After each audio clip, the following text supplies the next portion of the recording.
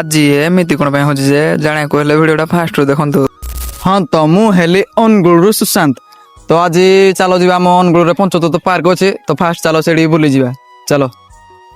ଏବେ ବାହାରି ଗଲି ଯିବା ପାଇଁ, ତ ଚାଲ।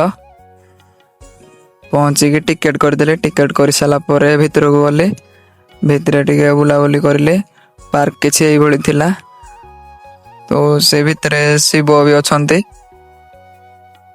ପାର୍କ କିଛି ଏଇଭଳି ଥିଲା ଗାଇସ୍, ଦେଖନ୍ତୁ। ଏମିତି ହଉଛି କେମିତି ଦେଖନ୍ତୁ। ଟୋକାଟା ପୁରା ଖେଳିଦବ ଆଉ। ଏଇଠି ଏକ୍ସରସାଇଜ କରିବାକୁ ବି ଅଛି ଗାଇସ୍, ଆପଣ କରିପାରିବେ। ଏଠି ଛୁଆମାନଙ୍କ ପାଇଁ କାର ବି ଅଛି, ବୁଲି ପାରିବେ। ଏଇଠି ଏମାନେ କ'ଣ କରୁଥିଲେ?